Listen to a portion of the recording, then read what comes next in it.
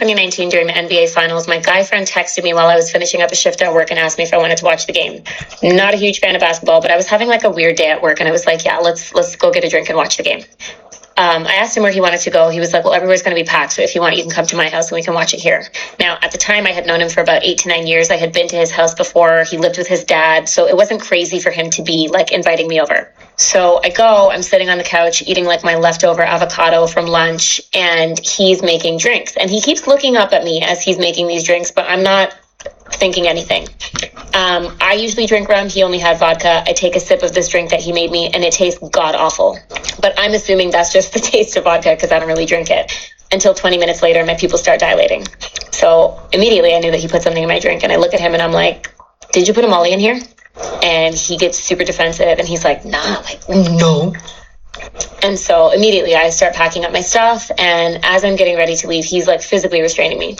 I don't remember if I punched him or pushed him or what I did to get him off me, but I was like, I'll scream. Like, this, don't try me.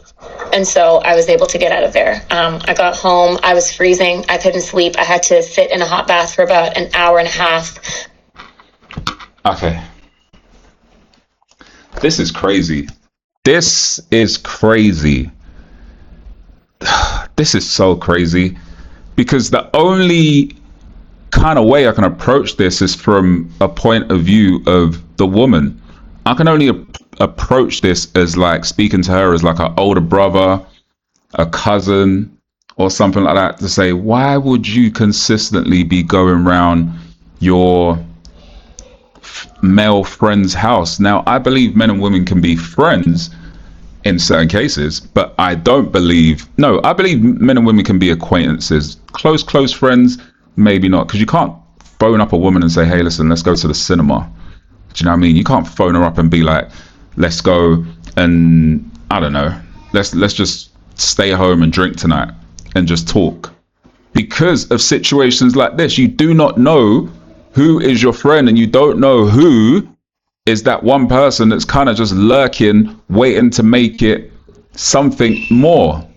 Now, obviously, this is a very, very drastic situation whereby she finds herself in, where the guy is potentially trying to put something in her drink to enable her to get into a position where they end up doing something together, right? Which is low.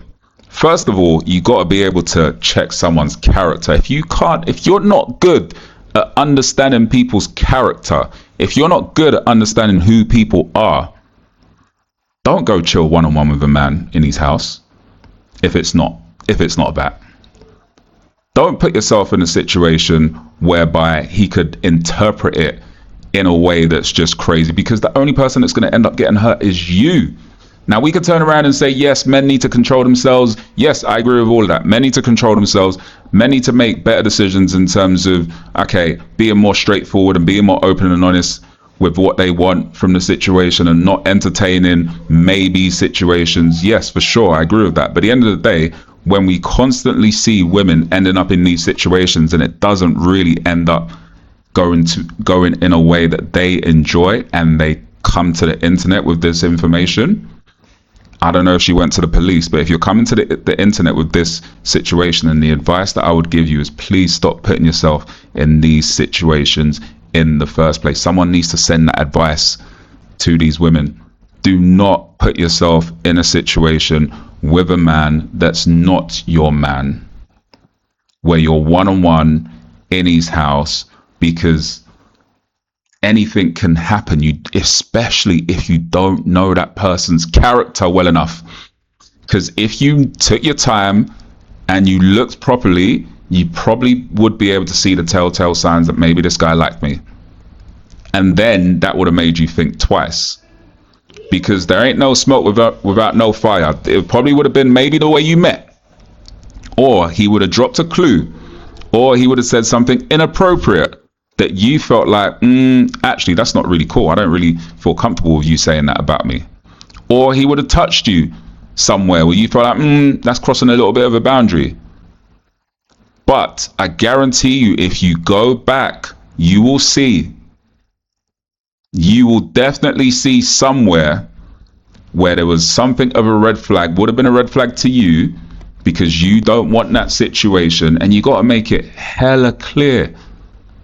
All this going to a man's house, oh, I'm just going to chill with him, oh, he's just my friend, blah, yada, yada, yada, yada. Nah, let's not put ourselves in these situations. Let's not put ourselves in these situations. It's strange. It is very strange. If one of my boys said, listen, yeah, I'm just chilling with so and so, I would immediately assume that something was about to go down, if they were both single, of course. But I would find it really, really strange, and especially if you've got to change your behavior afterwards when you get a boyfriend. If you get a boyfriend and all of a sudden it's like, oh, well, I can't chill with you like that, then was it ever appropriate in the first place? If it's that innocent, just continue doing what you're doing. No one should have a problem with it. But if you have to change your behavior to fit the opposite sex when they enter your life and become a boyfriend, a husband, then maybe the behavior wasn't the right behavior in the first place. Maybe we just have to hold our hands up and say that. But this is a controversial one. I don't know if you're going to agree with what I'm saying or if you're going to disagree, but let me know in the comments. I'd love to know either way. But I believe the best way to not get in these situations is for women not to put themselves in a situation, because they end up being a vulnerable party. They end up being the ones to come and tell us all these stories. And in the worst and worst and worst of cases, they end up being the ones getting hurt. And we don't want that. So let me know in the comments what your thoughts are. It'd be good to get your thoughts on this. And as always, if you haven't subscribed already, hit that subscribe button, and I'll see you guys in the next one.